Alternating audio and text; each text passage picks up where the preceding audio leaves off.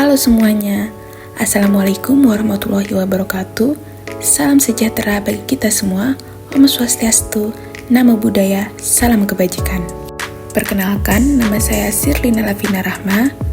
Hari ini, saya dan kalian semua akan membahas mengenai mengevaluasi sumber sejarah. Bagaimana sih kita dapat mengetahui sumber sejarah? Jadi, ketika seorang sejarawan ingin menulis tentang masa lalu, langkah pertama yang harus dilakukan adalah mencari bukti-bukti atau jejak-jejak yang ditinggalkan oleh peristiwa-peristiwa tersebut. Jadi, seorang sejarawan atau seorang peneliti harus mengetahui bagaimana sejarah tersebut pernah terjadi di masa lalu.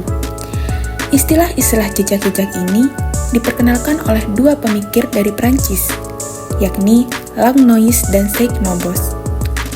Jejak ini berupa tanda-tanda atau bukti-bukti nyata dari kejadian di masa lalu, yang mana seorang sejarawan perlu menemukan dan memahami hubungan antara jejak-jejak ini dengan peristiwa yang terjadi agar bisa menggambarkan apa yang sebenarnya terjadi. Baik, untuk selanjutnya kita akan membahas mengenai sumber-sumber sejarah. Berdasarkan asal-usulnya, sumber sejarah ini dibagi menjadi 3 loh. Yang pertama ada sumber primer, yang kedua ada sumber sekunder, dan yang ketiga ada sumber tersier. Kita bahas mulai dari sumber primer dulu ya.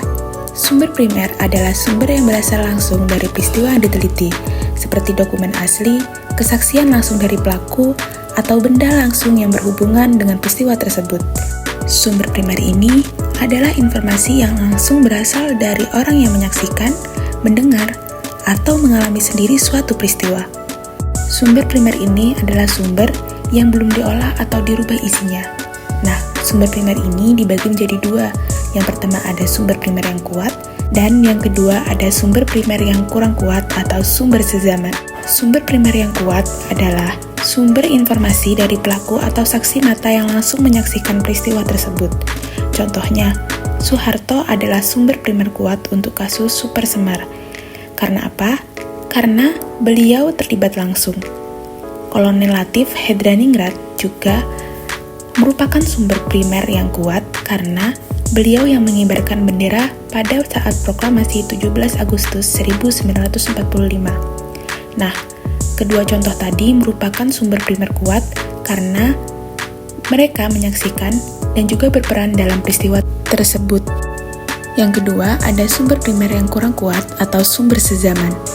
Sumber primer yang kurang kuat atau sumber sezaman ini adalah sumber yang berasal dari periode yang sama dengan peristiwa tersebut, tetapi seorang penulis atau pelapornya tidak terlibat langsung. Misalnya, ada seorang pengawal Soekarno yang berada di luar Istana Bogor saat penyerahan Super Semar. Nah, seorang pengawal ini hanya menjadi saksi dari luar dan tidak terlibat langsung, sehingga pengawal tadi dianggap sebagai sumber primer yang kurang kuat. Selanjutnya, ada sumber sekunder. Sumber sekunder ini adalah hasil dari orang yang menulis atau berbicara tentang peristiwa tanpa mengalaminya secara langsung. Misalnya, buku sejarah yang dibuat berdasarkan penelitian terhadap sumber primer. Nah, sumber sekunder ini merupakan informasi yang berasal dari orang yang tidak langsung menyaksikan atau mengalami suatu peristiwa, tetapi orang ini mendengar atau mendapatkan informasi dari orang lain. Nah, sumber sekunder ini juga bisa dikatakan bahwa seorang penulis atau pelapor tidak hidup pada masa yang sama dengan peristiwa tersebut. Jadi, sumber sekunder ini biasanya sudah diolah atau diproses lebih lanjut, seperti buku, artikel, ataupun orang yang mendengar cerita dari pelaku sejarah. Terkadang, sebuah buku juga bisa menjadi sebuah sumber primer, dan bagian lain juga bisa menyebutkan sumber sekundernya. Adapun contoh sumber sekunder yang di dalamnya terdapat sumber primer juga. Contohnya ada di dalam buku yang berjudul Di Bawah Bendera Revolusi. Buku ini adalah sebuah karya dari Bung Karno yang menjelaskan bahwa dalam buku ini terdapat sumber primer mengenai pemikiran Bung Karno, tetapi pada bagian-bagian lain ada yang menceritakan tentang peristiwa yang lebih bersifat sekunder. Nah, yang terakhir ada sumber tersier. Sumber tersier ini merupakan kumpulan informasi dari berbagai sumber sekunder, seperti ensiklopedia.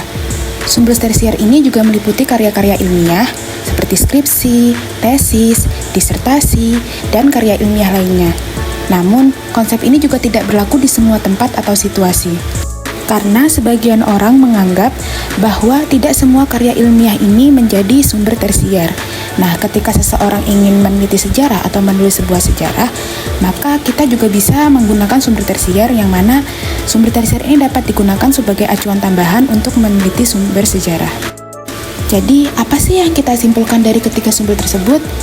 Nah, dari ketiga sumber tersebut, sumber primer adalah sumber yang dianggap lebih bernilai dalam penelitian sejarah dibandingkan dengan sumber sekunder maupun tersier. Karena sumber primer ini berasal langsung dari peristiwa yang diteliti. Karya sejarah yang menggunakan lebih banyak sumber primer juga dianggap lebih berharga. Namun, nilai kebenaran dari sumber primer ini tergantung pada seberapa dapat dipercaya sumber tersebut. Jadi, ketika kita ingin meneliti sebuah penelitian sejarah, kita harus meneliti terlebih dahulu juga sumbernya, karena sumber tersebut bisa dicek keaslian atau kepalsuannya. Halo, apakah sudah paham dengan ketiga sumber tersebut? Jadi, setelah kita mengetahui tiga sumber tersebut, macam-macamnya, contohnya, jenisnya, dan lain sebagainya, kita akan memasuki tahapan metode sejarah melalui sumber sejarah. Metode sejarah ini terdiri dari beberapa langkah penting. Yang pertama ada langkah heuristik, yang kedua ada kritik, yang ketiga ada interpretasi, dan yang keempat ada historiografi. Keempat tahapan ini sangat penting ketika kita akan meliti atau menyusun sebuah sejarah. Jadi, setelah mengetahui ketiga sumber tadi, kita akan lebih mudah bagaimana kita akan menyusun sebuah penelitian sejarah yang mana melalui keempat tahap ini. Baik, tahap yang pertama adalah tahap heuristik. Tahap heuristik ini adalah langkah pertama yang dimana sejarawan mencari dan mengumpulkan sumber, informasi, dan juga jejak dari masa lalu. Langkah heuristik ini termasuk menemukan dokumen, arsip, atau benda-benda sejarah yang relevan.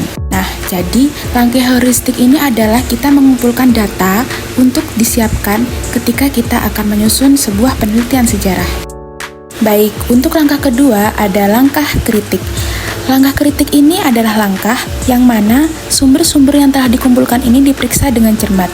Hal ini melibatkan dua jenis kritik. Yang pertama ada kritik eksternal, dan yang kedua ada kritik internal. Kritik eksternal ini adalah kritik yang memeriksa keaslian dan asal-usul sumber. Sedangkan kritik internal adalah kritik yang mana kritik ini menilai isi dan keandalan informasi yang ada di dalamnya. Jadi bisa dikatakan bahwa kritik ini adalah di mana kita akan memilah-milah data untuk mengecek keaslian asal-usul sumber dan memeriksa isi yang ada di dalam sumber tersebut. Langkah yang ketiga ada interpretasi.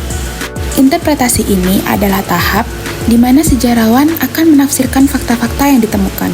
Interpretasi ini melibatkan penentuan makna dan juga hubungan antara berbagai fakta untuk membentuk pemahaman yang koheren dengan peristiwa sejarah. Jadi, interpretasi ini adalah di mana seorang sejarawan akan memeriksa makna dan hubungan antara satu sumber dengan sumber lainnya untuk memahami suatu tentang peristiwa sejarah.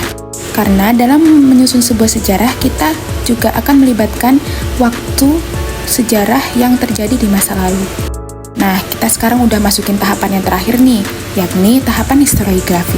Tahapan historiografi ini adalah tahapan terakhir di mana sejarawan menulis hasil penelitian mereka. Nah, disinilah fakta-fakta yang telah ditafsirkan ini disusun menjadi narasi sejarah yang menyeluruh. Langkah terakhir ini adalah proses pengorganisasian dari penyampaian kisah sejarah secara tertulis. Dan kata lain, historiografi ini adalah seni menulis sejarah yang dimana hasil interpretasi fakta-fakta ditulis dalam bentuk cerita yang sesuai dengan sumber sejarah. Kesimpulan yang dapat kita ambil dari materi di atas adalah untuk memahami peristiwa sejarah, kita perlu mengevaluasi berbagai sumber sejarah yang tersedia, yang mana sumber-sumber tersebut menjadi 3 jenis. Yang pertama ada sumber primer, yang berasal langsung dari peristiwa. Yang kedua ada sumber sekunder, yang berdasarkan penelitian atau informasi yang tidak langsung. Dan yang ketiga ada sumber tersier, yang mana sumber tersier ini merupakan kumpulan informasi dari sumber-sumber sekunder. Sumber primer ini memiliki nilai yang lebih tinggi dalam penelitian sejarah, namun tetap harus dievaluasi keasliannya melalui kritik eksternal dan internal. Mari kita menghargai pentingnya ketelitian dalam mengevaluasi sumber sejarah, karena Memahami masa lalu secara akurat akan membantu kita memetik pembelajaran penting untuk masa depan kita nanti. Semakin banyak kita meneliti dan memahami sumber-sumber sejarah, maka semakin jelas gambaran sejarah yang akan kita dapatkan. Terima kasih atas waktunya, dan saya juga berterima kasih karena telah mengambil waktu kalian dan kesempatan kalian untuk mengikuti pembelajaran saya hari ini.